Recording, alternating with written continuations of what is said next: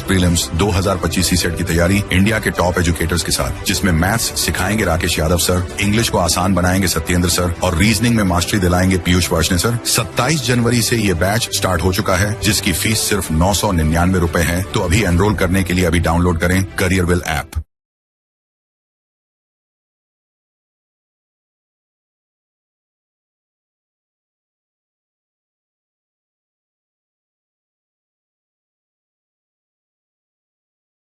नहीं, ओके। नमस्कार दोस्तों, उम्मीद करता हूं आप सब बिल्कुल ठीक होंगे। क्लास लेने के लिए आप सब बिल्कुल तैयार होंगे। जितने ऐसे छात्र क्लास में आ चुके हैं, आप सभी का हार्दिक स्वागत। फटाफट से मुझे बता दीजिए कैसे हैं आप लोग। ठीक है, चलो स्टार्ट करते हैं क्लास को बिना किसी परेशानी के। जो बच्चे आए हैं एक बार मुझे बता देंगे कौन कौन बच्चा क्लास में आ चुका है। अवंतिका है, प्रमोद पाल है, गुंजन सरकार है, अभी है, ठीक है, चाल है क्लास के अंदर, और आयुषी है, कृष्णा है, अवंतिका है, और भी बहुत सारे बच्चे खतरनाक तरीके से क्लास के अंदर आ चुके हैं। आप सभी का बहुत बहुत स्वागत है। बता दीजिए एक बार मुझे कैसे हैं आप लोग, क्योंकि आपके आ जाने से क्लास का माहौल एक इस स्तर पर चला जाता है कि उसकी कल्पना ही नहीं की जा सकती, और उसको उस स्तर पर लेके जाने के लिए आप लोग हैं। ठीक है, चलिए, बहुत बढ़िया लगा भाई मुझे आप सभी को यहां पर देखकर। काफी अच्छा अनुभव हो रहा है, आप सभी इस बारे में जानते हैं, और जिस हिसाब से आपकी कमेंट की गति है वो बता रही है कि आप कितने खुश हैं।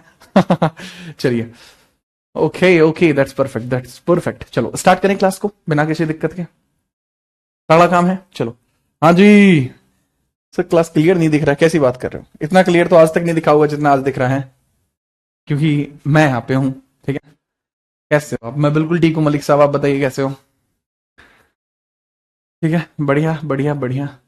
ठीक है, आई एम कमिंग नाउ।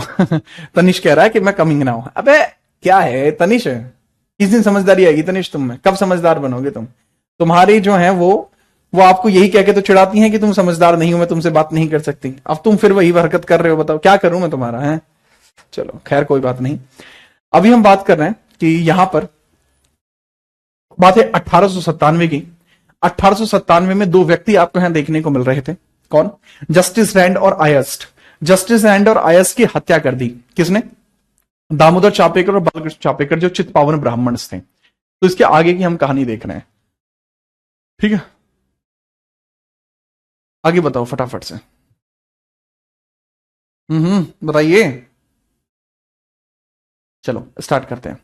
तो यहां मैंने जैसा कि आपको यहां पर बताया कि भाई दामोदर चापेकर और बालकृष्ण चापेकर ने गोली मारकर हत्या कर दी जस्टिस रैंड और आयस्ट की। इस चीज को अगर देखा जाए तो भाई यहां पे बाल गंगाधर तिलक कहते हैं कि बहुत सही हुआ। ठीक है, बहुत सही हुआ। ठीक है, चलो बात फटाफट से लिखते हैं, समझते हैं। एक कह रहा हमारी तो आज तक नहीं बनी, सो सैड। अबे सो गुड। ठीक है, यहां देख लो, अब सो सैड नहीं मानेगा कतई भी। तो समझना 1897 में जो यह हत्या हुई है, 1897 में जस्टिस रैंड की हत्या, जस्टिस रैंड तथा आयस्ट की हत्या, आयस्ट की हत्या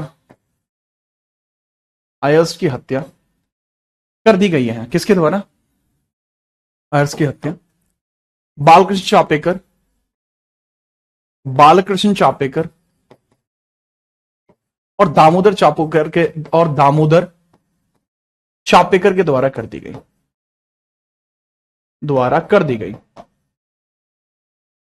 गई।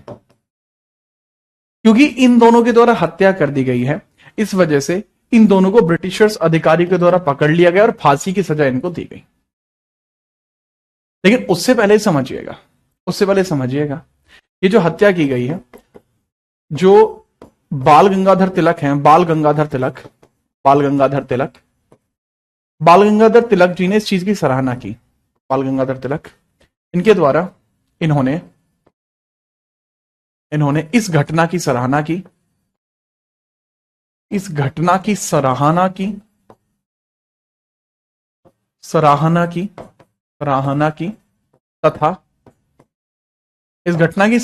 तथा एक चीज और भी इन्होंने कहा था। ठीक है, एक चीज और भी इन्होंने कहा था, इस घटना की सराहना की तथा कहा कि यह ठीक उसी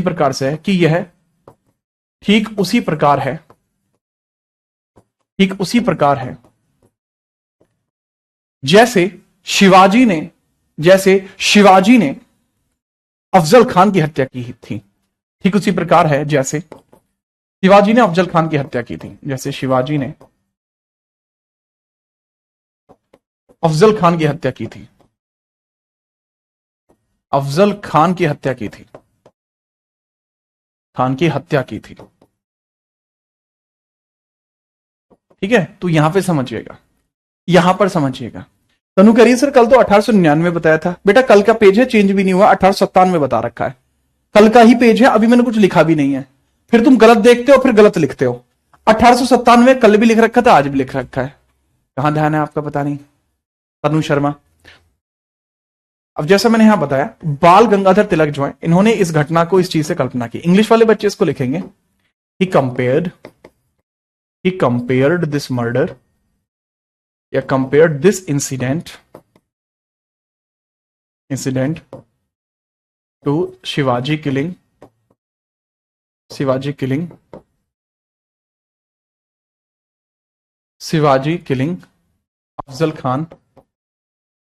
खान इन 1659। जैसे 1659 में ना शिवाजी ने अफजल खान की हत्या की थी, बिल्कुल उसी तरीके से ये बात वहां पर कही गई थी। ठीक है, चलो। तो जैसे बाल गंगाधर तिलक ने ये स्टेटमेंट दिया, तो बताओ ब्रिटिशर्स क्या करेंगे? ब्रिटिशर्स कहेंगे कि ये आदमी तो भड़का रहा है। मतलब ये ठीक उसी प्रकार से होगा जब मान के चलिए आपके जो पिताश्री हैं वो आपके भाई में डांट लगा रहे हो। ठीक है, आपके पापा आपके भाई में डांट लगा रहे हो, अच्छा बाहर घूमने जाता है, ये करता वो करता, तो जो ध्यान नहीं है बिल्कुल भी, ये नहीं है वो नहीं है। और आप ऊपर से और कहते हो, हाँ पापा परसों ही वहां भी देखा था, और वहां पता ना बाइक पे कौन बिठा रखी थी पीछे। खेल खराब। अब जहां आपके भाई में डांट लग रही थी, अब आपके पिताश्री आपके भाई पर हाथ छोड़ देंगे। ठीक है, चलो ठीक है। और इस वजह से क्या होगा, उससे आपका समझ रहे, दिक्कत आई ना, दिक्कत हुई। अब हो क्या रहा था, बाल गंगाधर तिलक जी ने जब ऐसा स्टेटमेंट दिया, तो सब लोग जो को लगने लगा कि भाई मर्डर करना सही है, आग में घी गिर दिया। एक तो ब्रिटिशर्स पहले से ही इस घटना की आलोचना कर रहे थे, ऊपर से इन्होंने मूड खराब कर दिया। तो ब्रिटिशर्स क्या करेंगे, बाल गंगाधर तिलक को भी सजा दे डालेंगे। वो क्या करेंगे, बाल गंगाधर तिलक को भी सजा दे डालेंगे, और यहां पर इनको भी सजा दे दी गई। ठीक है,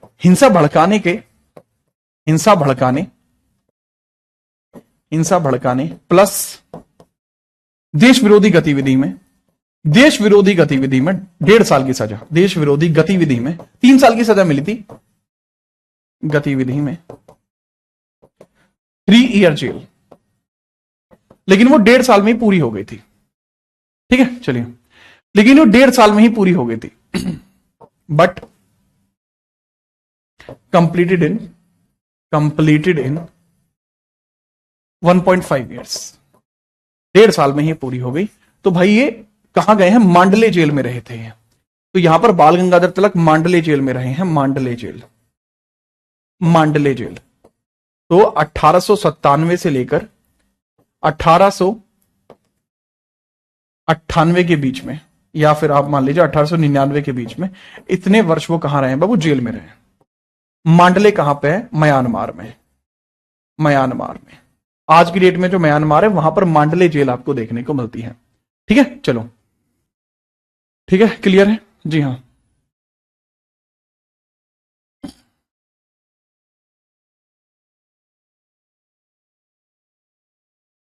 आज देखो एक बहुत सीधा काम हुआ है। आज सचिन कुमार नाम का छात्र है, वो बता रहे हैं कि सर मैंने आज जो मेरे बराबर में एक महिला मित्र नहीं थी, महिला बैठी हुई थी, उसके पास एनटीपीसी के बैच थे, एक प्लेटफॉर्म के।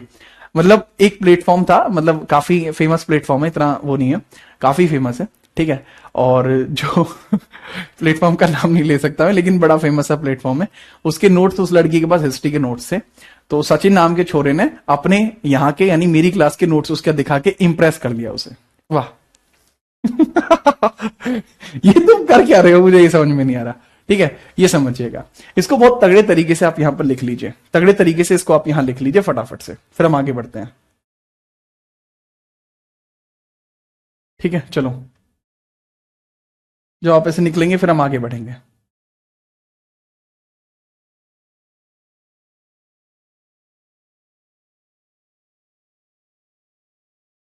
ठीक है, चलो हाँ हाँ बेटा, 1.5 साल में कंप्लीट हो गई थी सजा। जी हाँ, 1.5 साल में कंप्लीट हो गई थी।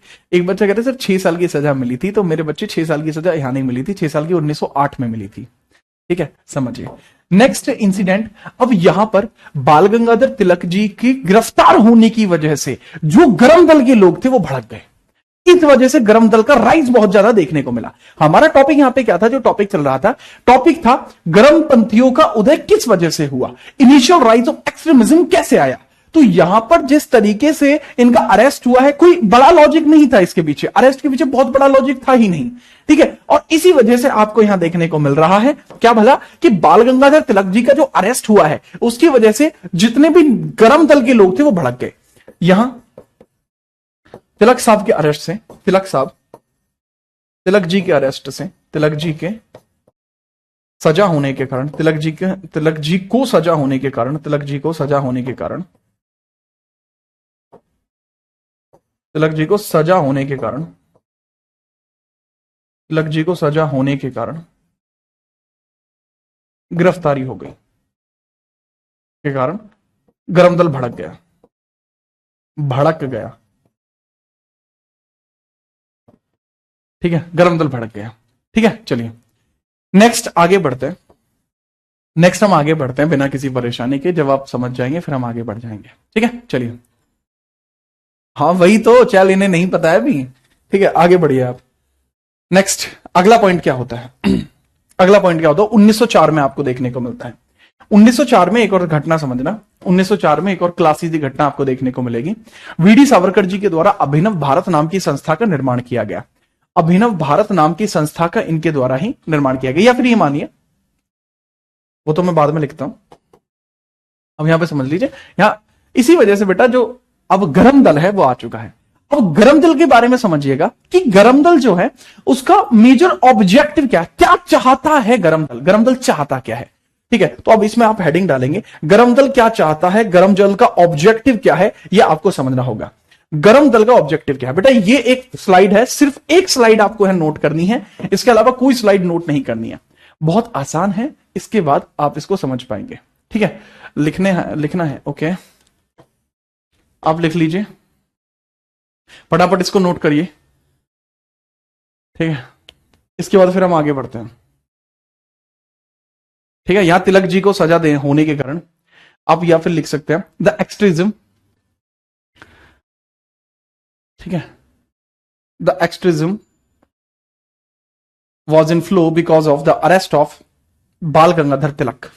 बाल गंगाधर तिलक का अरेस्ट होने की वजह से जो गरम दल है वो भड़क गया। देखो, गरम दल के भड़कने के बहुत सारे कारण थे, मैंने बताया भी आपको कि एक कारण तो यह था कि इनका अरेस्ट हो गया, एक कारण यह था कि लोगों में रंगभेद की नीति चल रही थी, और एक बहुत बड़ा कारण यह था कि गरम दल भड़कने का एक बहुत बड़ा कारण यह था कि जो बंगाल का विभाजन है वो हो गया। यह भी एक बड़ा कारण था। नोट हो गया? ठीक है, हो गया नोट। ठीक है, तो इसके बाद ही आप आगे समझेंगे। अब देखेंगे कि एक्सट्रीमिस्ट लीडर का ऑब्जेक्टिव आपको यहां क्या देखने को मिला। मुख्य उद्देश्य क्या था, स्वराज प्राप्त करना चाहते थे, अंग्रेजों से बेहतर शासन ही चाहिए था। स्वराज की, अब इसमें मैंने यह भी बता दिया है कि स्वराज की सटीक परिभाषा, स्वतंत्रता की डिग्री अभी भी अस्पष्ट थी, इसको 1929 में क्लियर किया गया था। देखो, इसको सिर्फ यहीं तक लिखना, इसके बाद वाले स्टेटमेंट को मत लिखना, इसका अभी कोई लॉजिक नहीं बन पाएगा। ठीक है, अब यहां पे क्या है, एक्सट्रीमिस्ट लीडर्स का ऑब्जेक्टिव क्या है वो समझिए। और एक पॉइंट यहां पे लिख लेना, इस युग की शुरुआत, इस युग की शुरुआत, कौन से युग की शुरुआत, यानी गरम दल की शुरुआत, अर्थात इस युग यानी गरम दल, इस युग की अर्थात गरम दल की शुरुआत, इस युग की शुरुआत किससे होती है, 1905 के बंगाल विभाजन, बंगाल विभाजन प्लस 1906 मुस्लिम लीग के बनने के कारण मुख्य तौर पर हुई। 1906 मुस्लिम लीग बनने के कारण हुई, बनने के कारण हुई। तो इसका कहने का मतलब यह है कि the extremist era rise specially because of, इसको लिख सकते हैं extremist era rise majorly because of these incident, these incident तो बेटा इस वजह से एक्सट्रीमिस्ट एरा राइज में आई है। अब एक्सट्रीमिस्ट एरा के जो काम है वो अब हम देखने वाले हैं, ठीक है। चलिए, तो एक्सट्रीमिस्ट एरा का ऑब्जेक्टिव लिख लीजिए कि जो ये स्वशासन चाहते थे, प्राप्त करना चाहते थे, अंग्रेजों से बेहतर शासन इन्हें करना था। अच्छा, ये वाली चीज आगे आएगी तो इसको हम आगे ही देखेंगे, ठीक है। चलो, थैंक यू शैलेश। इतना आप जब यहां लिख ले आप बता देना फिर मुझे। हालांकि ये बातें बेटा मैं आपको पढ़ा चुका हूं, पूर्ण स्वराज वाली या 1921 में हसरत मोहानी वाली डिमांड ये पढ़ा चुका हूं मैं आपको, पर फिर भी बता रहा हूं ये आगे आएगी। आप केवल ये चीज लिख लीजिए कि एक्सट्रीमिस्ट एरा चाहती थी कि अंग्रेज भारत से चले जाएं, बस।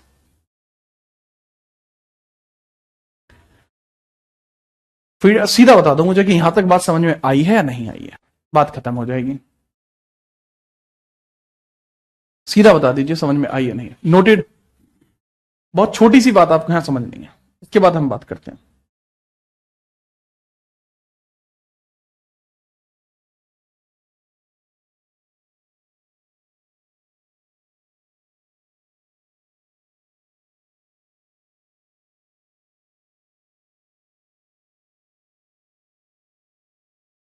नोटेड, ठीक है। चलो, अब हम इसके आगे बढ़ते हैं। इसके आगे क्या हुआ था, इसके आगे आप समझिएगा कि गरम दल के द्वारा किए गए प्रमुख कार्य, गरम दल के द्वारा किए गए प्रमुख कार्य, यहां से अब हम गरम दल के प्रमुख कार्य देखेंगे और उसके बाद देखेंगे क्या हुआ है, कैसे हुआ है।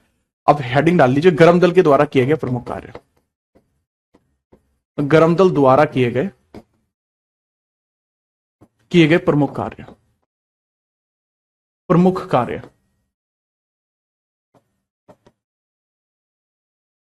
Important works of extremist era, important work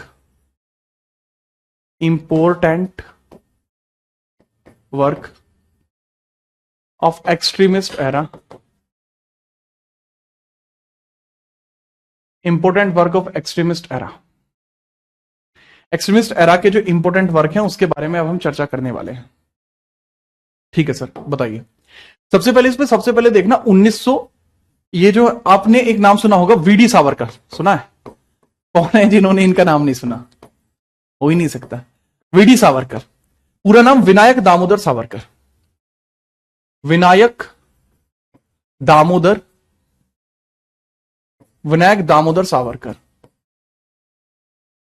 Savarkar. ऐसा हो ही नहीं सकता जो इनका नाम ना सुना हो आपने, विनायक दामोदर सावरकर। तो सावरकर साहब का ना इन्होंने एक संस्था बनाई थी, अभिनव भारत, ठीक है। इन्होंने एक संस्था बनाई थी, और इनकी संस्था का नाम क्या था? अभिनव भारत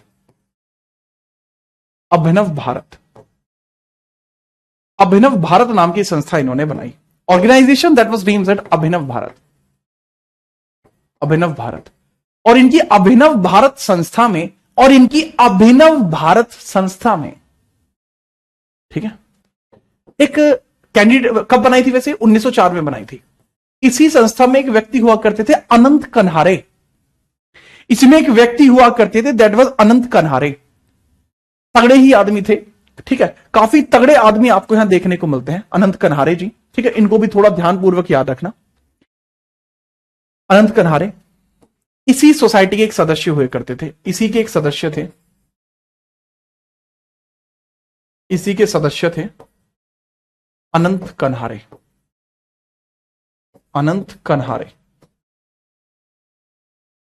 तो अनंत कन्हारे क्या करते हैं? मेंबर थे इसके अनंत कन्हारे।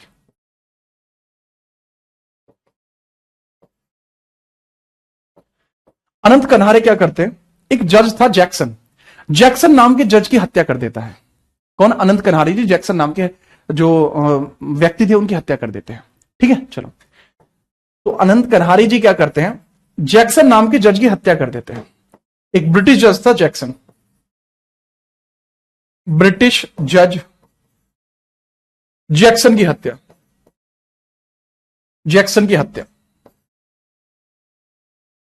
हत्या इन्होंने कर दी। तो Jackson was killed. Jackson British एक था, जैक्सन वॉज किल्ड। गोली मार दी थी जैक्सन को। क्यों मार दी थी गोली? क्योंकि जैक्सन भारतीयों के खिलाफ जो निर्णय दे रहा था वो पूरी तरीके से गलत निर्णय दे रहा था। ऐसा कब किया इन्होंने? 1909 में ऐसा किया, 1909 में ऐसा किया, 1909 की बात है। अब जैसे ही 1909 में इन्होंने ऐसा किया तो ये अरेस्ट हो गए, इनको दबोच लिया, यहां आ जा, कहां जा रहा है, ठीक है। चलो, तो इनको अरेस्ट कर दिया गया। इसके बाद अनंत कन्हारे 1909 में ही अरेस्ट किए गए। इसके बाद 1909 में अनंत कन्हारे अरेस्ट हुए, 1909 में अनंत कन्हारे अरेस्ट हुए, अनंत कन्हारे अरेस्ट हुए। कन्हारे होते हैं बाबू अरेस्ट, अनंत कन्हारे होते हैं बाबू अरेस्ट। और जैसे अनंत कन्हारे यहां पर अरेस्ट हुए, उसके तुरंत बाद क्या होता है बाबू? 1910 में उनको फांसी दे दी गई, 1910 में इनको फांसी दे दी गई, फांसी दी गई, फांसी दी गई। और जैसे ही अरेस्ट भी हुए थे ना 1909 में, अरेस्ट होने के बाद इनके ऊपर भी देशद्रोह का मुकदमा चलाया गया 1909 में, इन पर भी 1909 में इन पर भी राष्ट्र विरोधी गतिविधियां करने का आरोप लगाया गया। राष्ट्र विरोधी गतिविधियों का, राष्ट्र विरोधी गतिविधियों का, राष्ट्र विरोधी गतिविधियों का आरोप लगाया गया, का आरोप लगाया गया। इन पर भी राष्ट्र विरोधी गतिविधियों का आरोप लगाया गया। accused of sedition, accused of sedition, arrested in 1909, arrested in 1910। Accused कब किया था? 1909 में अक्यूज किया, आरोप लगाए 1909 में, 1910 में अरेस्ट कर दिया, 1910 में अरेस्ट करके काला पानी की सजा, अरेस्ट यानी गिरफ्तार और काला पानी की सजा, गिरफ्तार करके काला पानी की सजा। काला पानी की सजा मतलब अंडमान निकोबार की जेल में इनको डाल दिया, जहां से भागा ही नहीं जा सकता, वहां से निकल पाना नामुमकिन है। 1910 में इनको अरेस्ट कर दिया गया है।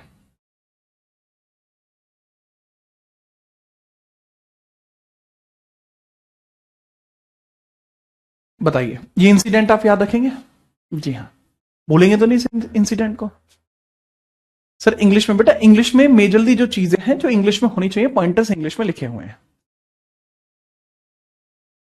इसको नासिक षड्यंत्र भी बोलते हैं। जी हां, इसको नासिक षड्यंत्र भी बोलते हैं। चाहो तो नासिक षड्यंत्र भी लिख लेना, अनंत कन्हारे केस नासिक षड्यंत्र के तौर पर भी आप याद रख सकते हैं। ठीक है, जब नोट हो जाए फटाफट बताओ।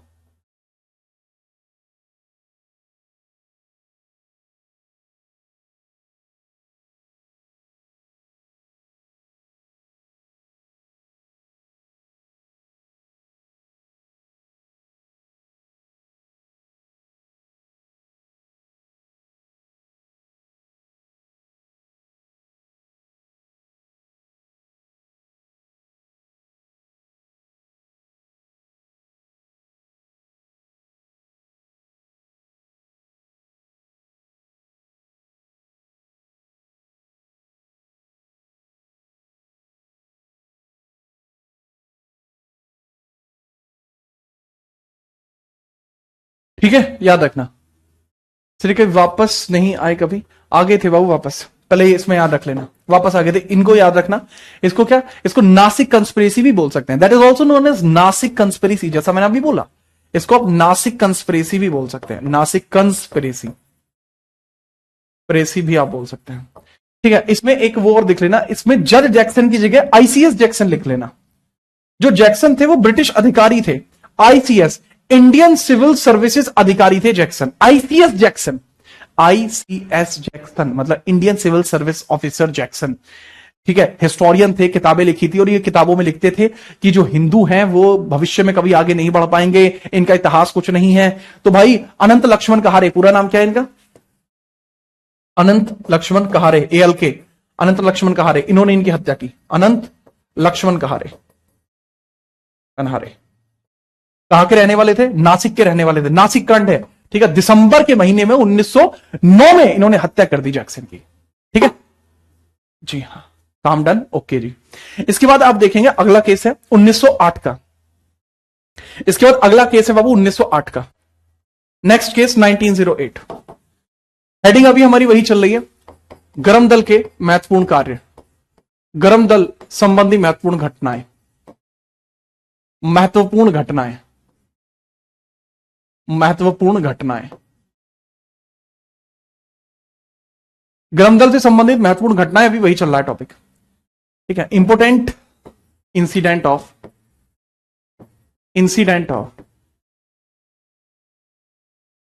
Dent of extremist era.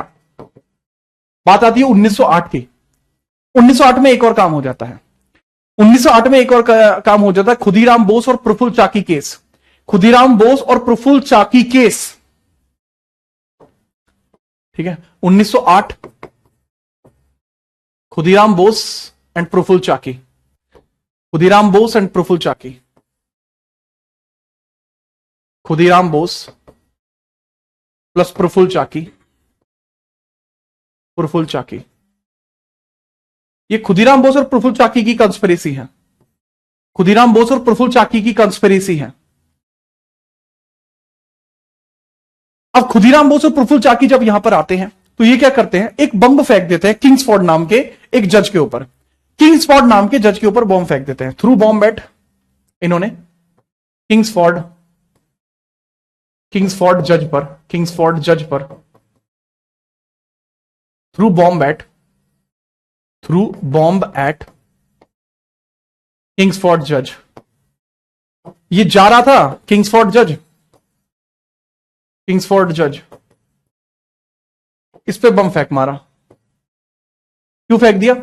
Muzaffarpur में जंगे हुए थे। मुजफ्फरपुर तो पता है ना, मुजफ्फरपुर, हां, मुजफ्फरपुर में दंगे हुए थे और मुजफ्फरपुर में दंगों के अंदर ब्रिटिशर्स जिम्मेदार थे और उसकी जो खोजबीन करनी थी वो किंग्सफोर्ड को करनी थी। किंग्सफोर्ड ने ब्रिटिशर्स की साइड ली और उसी वजह से दोषी इसको ठहराया जाता है। खुदीराम बोस और प्रफुल्ल चाकी कहते हैं किंग्सफोर्ड की गलती है, हम उसको बदला लेंगे, इसके ऊपर बम फेंक मारेंगे, बात खत्म, बस।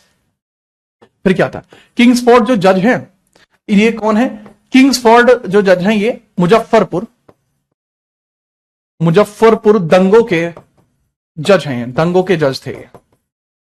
जो मुजफ्फरपुर कंस्पिरेसी हुई थी, मुजफ्फरपुर, कहां पे? मुजफ्फरपुर दंगे, मुजफ्फरपुर बिहार के अंदर आपको देखने को मिलता है। मुजफ्फरपुर दंगों के केस हैं ये, बिहार मुजफ्फरपुर के केस हैं ये, तगड़े केस आपको देखने को मिलते हैं, वर्तमान में बिहार के अंदर है, ठीक है। लेकिन जब ये बॉम्ब फेंका गया, सोचा तो था ये किंग्सफोर्ड की गाड़ी है, किंग्सफोर्ड अपनी गाड़ी में जा रहा था, ठीक है, इस तरीके से गाड़ी जा रही थी किंग्सफोर्ड की।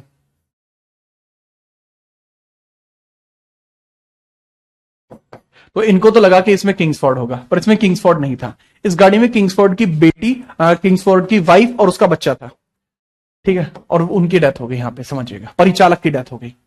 लेकिन इन बॉम्ब ब्लास्ट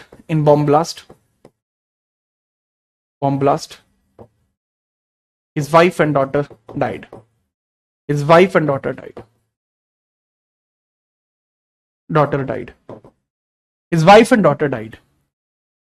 वाइफ और डॉटर की यहां पर डेथ हो जाती है, ठीक है। चलो लिख लेना,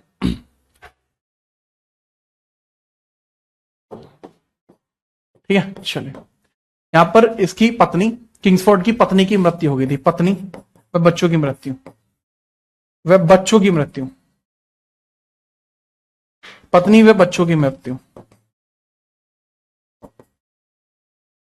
पत्नी व बच्चों की मृत्यु यहां पर हो गई थी। मृत्यु बेटा आपको यहां देखने को मिली है, पत्नी व बच्चों की मृत्यु यहां देखने को मिलती है, ठीक है। मुजफ्फरपुरी तो लिखा है भाई, और क्या लिखा है? वाह, वही तो लिखा है। तो भाई यहां पे इस प्रकार की कुछ चीजें आपको देखने को मिलती हैं, ठीक है, इस प्रकार की कुछ चीजें आपको देखने को मिलती हैं, ठीक है। चलो, पूरा नाम क्या था जज का? Kingsford Kennedy. क्या कलाकारी है, अरे ये तो है, पूरा नाम था इसका किंग्सफोर्ड कैनेडी।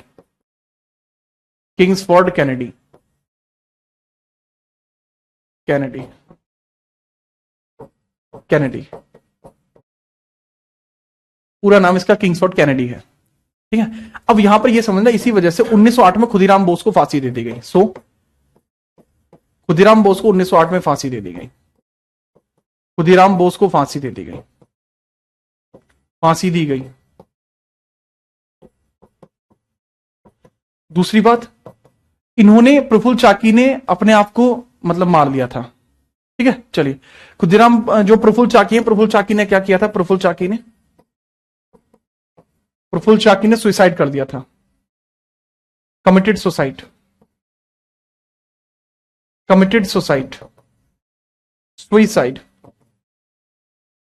इनको फांसी दी गई 1908 में, हैंग्ड टिल डेथ।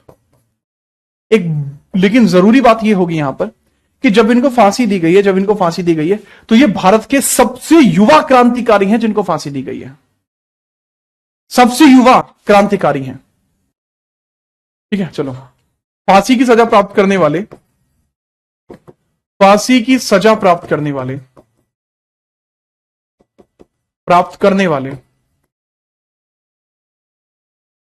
सबसे युवा क्रांतिकारी,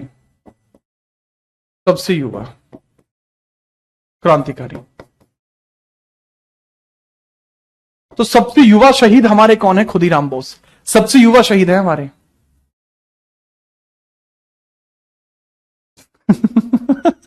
ठीक है, अच्छा, ठीक है, चल, अब यहां पे आप इसको नोट करिए, फिर हम आगे बढ़ते हैं, फटाफट इसको नोट करिए।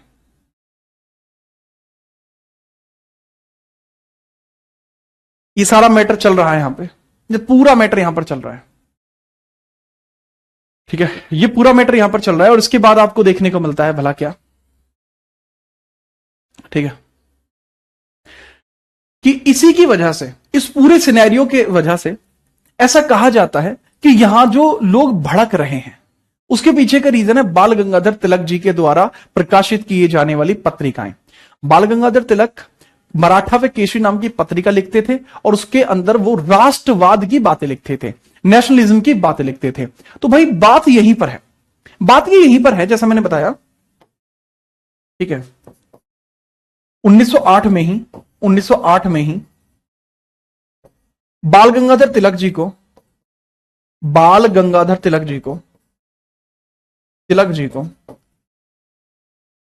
को राष्ट्रवादी गतिविधि करने के कारण, राष्ट्र विरोधी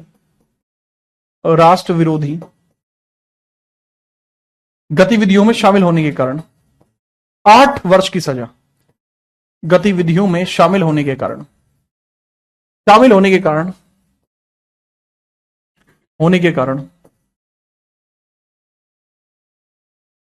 8 वर्ष की सजा, 8 इयर्स सजा, 8 इयर्स का पनिशमेंट। तो 1908 से लेके, ठीक है, 6 वर्ष की सजा, सॉरी, 8 6 14, ठीक है, 14 15 16, 6 इयर्स की सजा इनको दी गई है। ठीक है, याद रखिएगा, फटाफट इसको नोट कर लीजिए, फिर आगे बढ़ते हैं, फटाफट से नोट करिए, फिर आगे बढ़ते हैं।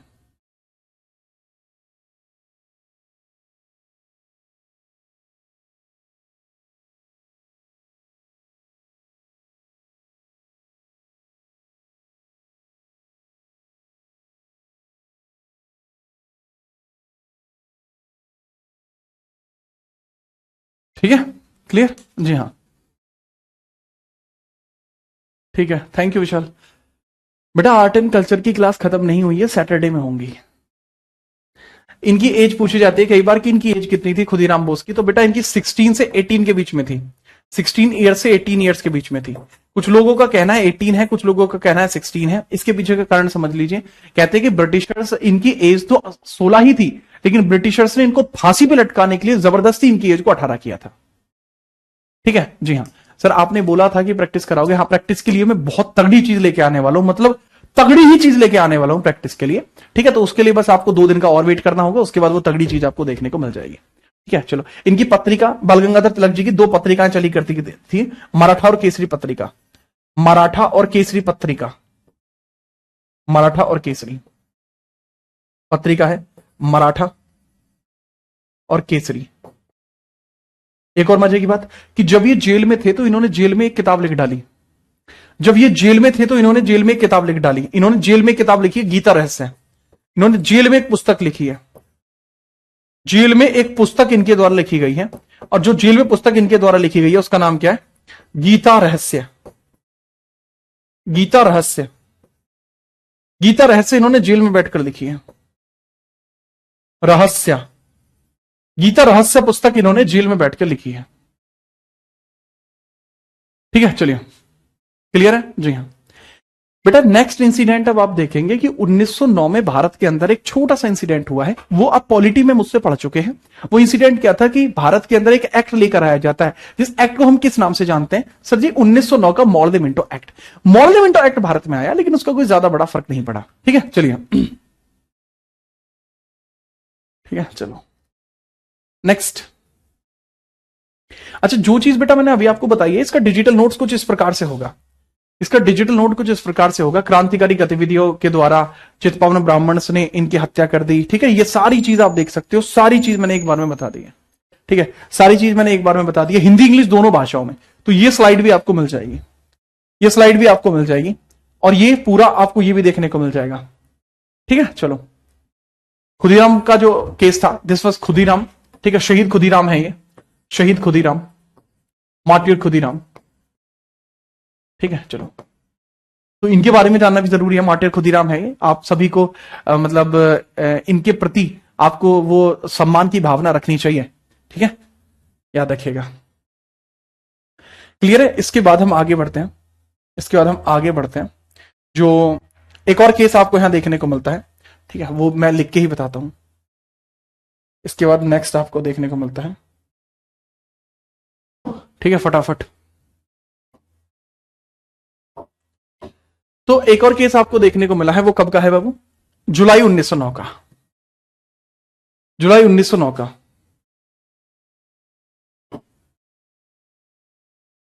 जुलाई 1909, जुलाई 1909। एक और इंपॉर्टेंट काम क्या होता है? कर्जन वाइली थे, एक व्यक्ति हैं जिनका नाम है कर्जन वाइली। कर्जन वाइली आपको देखने को मिलता है, कर्जन वाइली की हत्या। कर्जन वाइली को मदनलाल ढींगरा के द्वारा मार दिया जाता है। कर्जन वाइली की हत्या, कर्जन वाइली की हत्या मदनलाल ढींगरा के द्वारा कर दी जाती है। मदनलाल ढींगरा द्वारा, मदनलाल ढींगरा के द्वारा कर दी जाती है, ढींगरा द्वारा कर दी जाती है। अब यह बड़ी बात है कि मदनलाल ढींगरा कौन थे? मदनलाल ढींगरा कौन थे? ये पढ़ने के लिए लंदन गए थे, और लंदन में जाके इन्होंने कर्जन वाइली की पार्किंग लगा दी। तो यहां पर जैसे मैंने बताया, Madanlal Dhingra, Madanlal Dhingra went to London for studies, London गए थे पढ़ने के लिए। Went to London for studies, went to London for studies, studies, went to London for studies, studies के लिए वहां पर गए थे। क्लियर? लेकिन वहां पर इन्होंने क्या काम किया कि 1909 में, इन्होंने 1909 में कर्जन वाइली की हत्या की, वाइली की हत्या की, हत्या की। लेकिन उसके पश्चात इनको भी 1910 में फांसी की सजा दी गई। लेकिन इनको भी 1910 में फांसी की सजा दी गई, फांसी की सजा दी गई, फांसी की सजा दी गई। 1909 में इनको भी फांसी की सजा दी गई, याद रखिएगा। ठीक है, 1909 में इनको भी फांसी की सजा दी गई, याद रखिएगा। मेरे ख्याल से मदनलाल ढींगरा के बारे में आप नहीं बोलेंगे। घर में घुस के हाथ छोड़ दिया, बहुत बढ़िया। ठीक है, इनके बारे में भी याद रखना, ये रहा। ठीक है, चलो, इनके बारे में आप यहां पर याद रख सकते हैं। Madanlal Dhingra, shot dead Curzon Wyllie. ठीक है, असिस्टेंट थे किसके? कर्जन वाइली असिस्टेंट किसके थे? भारत के सेक्रेटरी ऑफ स्टेट के असिस्टेंट थे। विलियम हडसन जो थे, उनके असिस्टेंट ये हुआ करते थे लंदन में। ढींगरा को सेंटेंस किया गया डेथ का 1909 में, और इंडिया हाउस में इनको सजा दे दी गई। मौत की सजा इनको सुनाई गई। मौत की सजा इनको 1909 में ही सुनाई गई थी। फटाफट नोट करिए।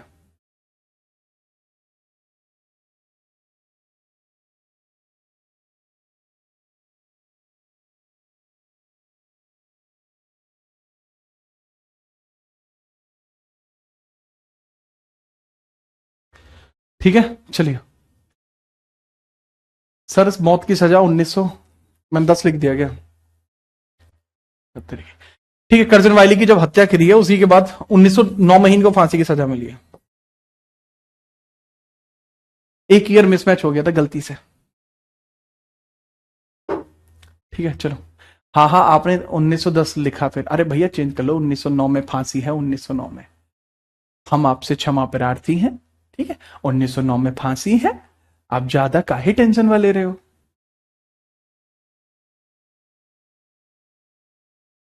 गुलशन, तुम्हारा नाम गुलशन कैसे पड़ा भाई? आपको फ्लावर ज्यादा पसंद है क्या? ठीक है, हाँ जी ढींगरा जी को मिला था। सर सीआईडी वालों ने सबकी ऐसी तैसी कर ये कह रहा है सर सीआईडी वालों ने सबकी ऐसी तैसी कर रखी है, सबको फांसी देते हैं, क्योंकि बाबू एसीपी प्रद्युमन है, ठीक है, उनका मन है, उनका जो मन करे। ठीक है, अब हम नेक्स्ट देखते हैं अगला इंसिडेंट आपको क्या देखने को मिलता है। 1909 का आपको एक भारत के अंदर अधिनियम देखने को मिलता है जो हिंदू मुस्लिम विभाजन के ऊपर मोहर लगा देगा। ठीक है, अब एक विभाजन आपको देखने को मिलता है 1910 का मॉर्ले मिंटो रिफॉर्म। 1910 का मॉर्ले मिंटो रिफॉर्म आपको देखने को मिलेगा। ये कब का है बेटा? 1910 का मॉर्ले मिंटो रिफॉर्म। हालांकि ये मैंने बेटा पॉलिटी में पढ़ाया हुआ है, हालांकि ये मैंने आपको पॉलिटी में पढ़ाया हुआ है, तो मैं आपसे एक्सपेक्ट करूंगा कि आपने इसको बहुत ध्यानपूर्वक पढ़ा होगा, लेकिन फिर भी मैं थोड़ा सा बता देता हूं। Morley Minto reform, Morley Minto सुधार, मॉर्ले मिंटो सुधार। तो बाबू जो मॉर्ले मिंटो सुधार हुआ, इसके अंदर सबसे पहले आप समझिएगा ये 1909 में हुआ था। इसको इंडिया काउंसिल एक्ट भी कहा जाता है, इसको इंडिया काउंसिल एक्ट भी कहा जाता है, इंडिया काउंसिल एक्ट 1909 भी कहा जाता है। इसमें ये वाला जो है इसका नाम है मॉर्ले और इसका नाम है मिंटो। मॉर्ले और मिंटो। मॉर्ले कौन है जी? ये है सर भारत राज्य सचिव, भारत राज्य सचिव है ये। और मिंटो कौन है मेरे भाई? मिंटू, मिंटू भाई हैं जी, कति गच आदमी है मिंटू हर, मिंटू हर है वायसराय, वायसराय। तो मिंटू हर तो वायसराय हैं, ठीक है। और भारत राज्य सचिव कौन है? मॉर्ले भाई। मॉर्ले और मिंटो आपको दो देखने को मिल जाते हैं, ठीक है, मॉर्ले और मिंटो आपको दो देखने को मिल जाते हैं। 1909 की बात है, इंडिया काउंसिल एक्ट 1909, ठीक है सर जी। दूसरी बात, क्योंकि ये मॉर्ले मिंटो सुधार है, क्योंकि ये मॉर्ले मिंटो सुधार है, इसमें पहला काम किया गया था सांप्रदायिक पंचायत, सांप्रदायिक पंचायत, पंचायत, हिंदू मुस्लिम में विभाजन, इसको बोलते हैं communal separation, communal separation, separation आपको देखने को मिलता है, ठीक है सर जी। दूसरी बात बच्चे, इसमें आपको ये चीज भी देखने को मिलती है कम्युनल सेपरेशन के अलावा कि हिंदू और मुस्लिमों के लिए, हिंदू और मुस्लिमों के लिए अलग अलग निर्वाचन मंडल बनाए गए। हिंदू और मुस्लिमों के लिए, मुस्लिमों के लिए अलग अलग निर्वाचन मंडल, अलग अलग निर्वाचन मंडल, निर्वाचन मंडल, मंडल बनाए गए, सेपरेट इलेक्टोरल्स बनाए गए, सेपरेट इलेक्टोरल्स बनाए गए, टोरल्स बनाए गए, सेपरेट इलेक्टोरल्स बनाए गए। प्लस बच्चे इसी में एक बात याद रखना कि यह पाकिस्तान निर्माण की पहली कील थी, यह पाकिस्तान निर्माण की पहली कील थी, कहा जाता है निर्माण की पहली कील थी, पहली कील थी, first nail of Pakistan, first nail for Pakistan, first nail for Pakistan.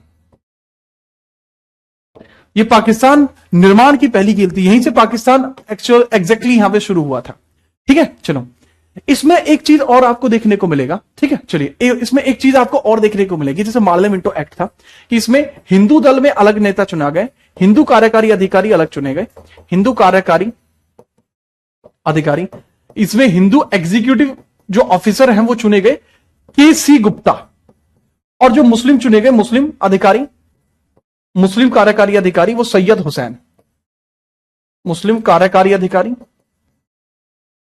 अधिकारी कौन चुने गए? दैट वाज सैयद हुसैन, वो सैयद हुसैन चुने गए थे। तो ये दो लोग यहां पर चुने गए, ठीक है, क्लियर है, याद रखना जी हाँ। ठीक है, चलो इसके आगे आप ये भी समझ लेना इसके अंदर कि जो वायसरॉय है, वायसरॉय, ठीक है, मिंटो ने एक स्टेटमेंट दिया था।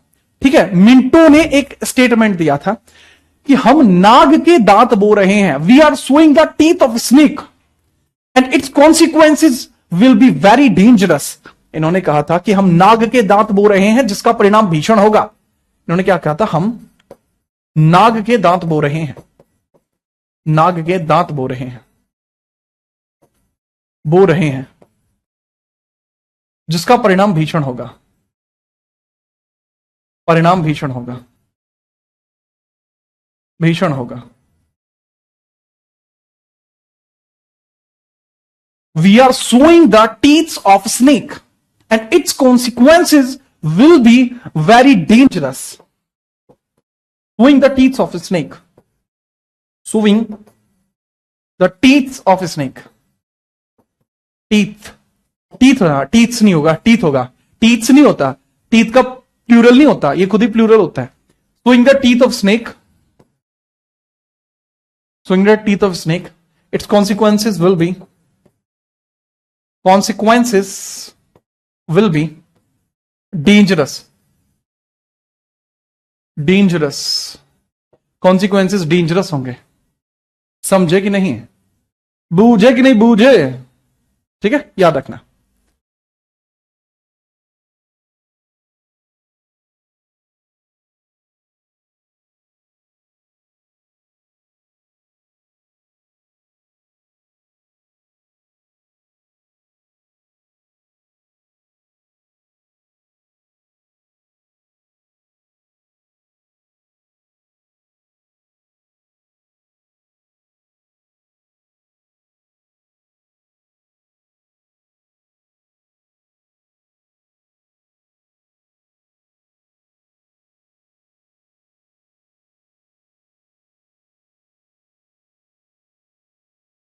ठीक है, चलिए सर, टीथ का प्लूरल टूथ होता है बेटा, वही टूथ मैं तुम्हारे तोड़ दूंगा विशाल।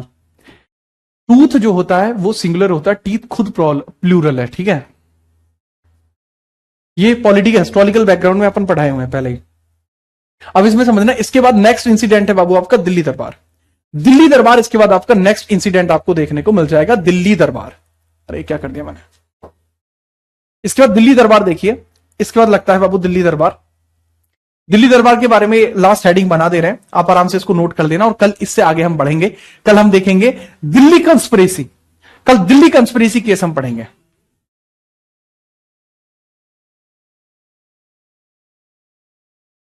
ठीक है, चलो। In the honour of king George fifth और क्वीन मैरी, जॉर्ज पंचम और क्वीन मैरी के सम्मान में कराया गया था 1911 में। किस समिति ने कहा था कि अरुणडेल समिति की सिफारिशों पर यह भारत में आए। कलकत्ता को दिल्ली हस्तांतरित कर दिया गया था, जो कलकत्ता टू दिल्ली शिफ्ट किया गया था। किसको? देश की राजधानी को, देश की राजधानी को, देश की राजधानी को,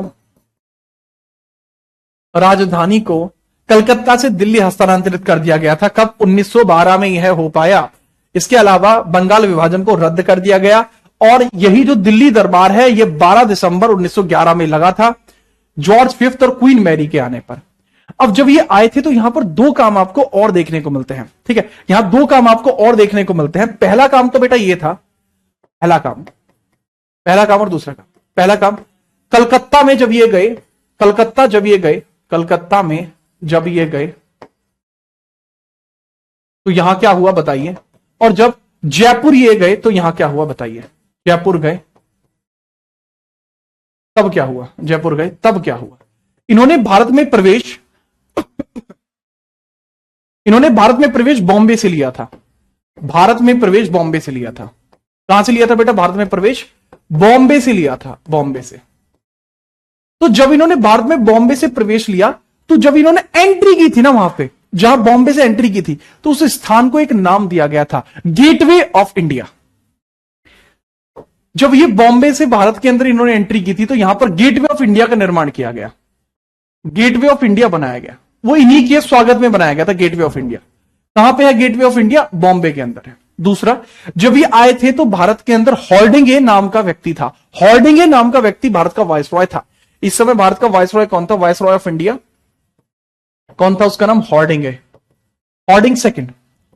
हॉर्डिंग, हॉर्डिंग सेकंड, ठीक है। तो इसको हार्डिंग बोला जाता है हिंदी में, हार्डिंग, हार्डिंग द्वितीय, हार्डिंग द्वितीय था जब ये भारत में आए थे, इस समय वाइसरॉय कौन था, ये था, ठीक है। इनके स्वागत में गेटवे ऑफ इंडिया बनाया गया।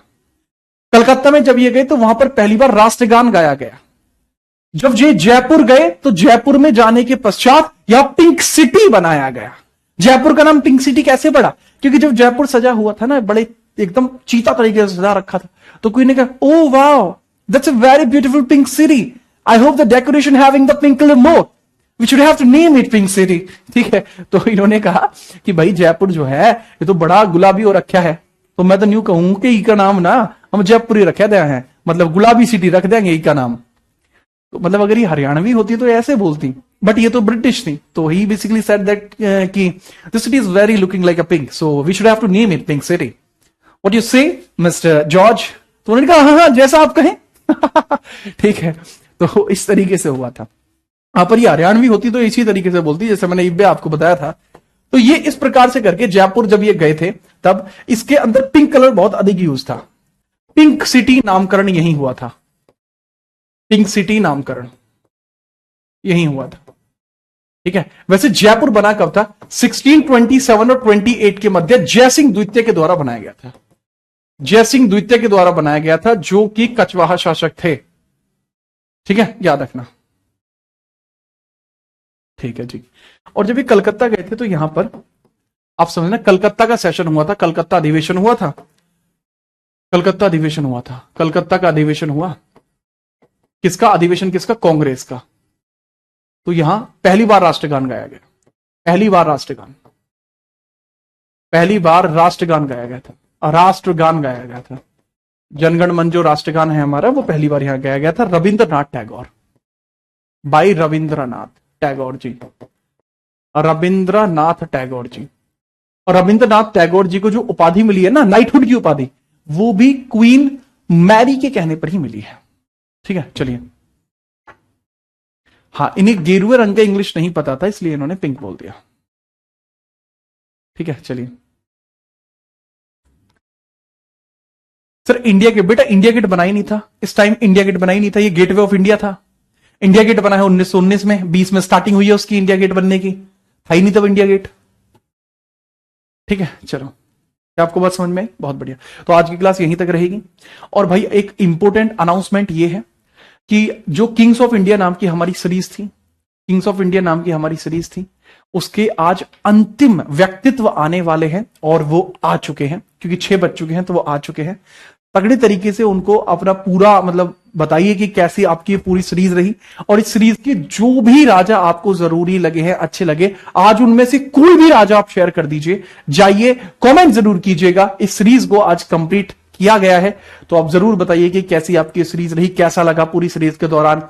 अगर देखो सारे राजा तो कवर नहीं हो पाए, लेकिन दोबारा इस सीरीज को रीस्टार्ट करेंगे, ठीक है, एक समय के बाद, तो इसके अंदर जो राजा बचे हुए उनको भी हम नेक्स्ट सीरीज में ऐड करेंगे। लेकिन आज इस सीरीज के जो पूर्ण हम कर रहे हैं, खत्म नहीं कर रहे हैं, इस सीरीज को पूर्ण कर रहे हैं, तो वो अंतिम राजा आज आपको देखने को मिल रहे हैं, ठीक है। चलिए, ठीक है, तो इसको कृपया करके नोट कर लीजिए बढ़िया तरीके से। और दिल्ली दरबार से जो अगली घटना अब हम पढ़ रहे होंगे, उसमें आप देखिएगा अगली घटना होगी आपका कौन सा, द दिल्ली कंस्पिरेसी, दिल्ली षड्यंत्र, ठीक है। चलो, समझ में आई बात, कैसी रही आज की क्लास, बता दीजिए। मजो आयो कति, ठीक है ठीक है, कोई नहीं, वो चलती रहेगी बेटा, मेड इन भारत, तो मेड इन भारत तो चलती रहेगी, वो तो नहीं रुकने वाली, मेड इन भारत तो एक तरफा चलेगी, ठीक है। चलो, तो कृपया करके इसको नोट कर देना बेटा, और अच्छे से आप आपसे मुलाकात करेंगे कल। तब तक के लिए जय हिंद, वंदे मातरम, अच्छे से पढ़िए।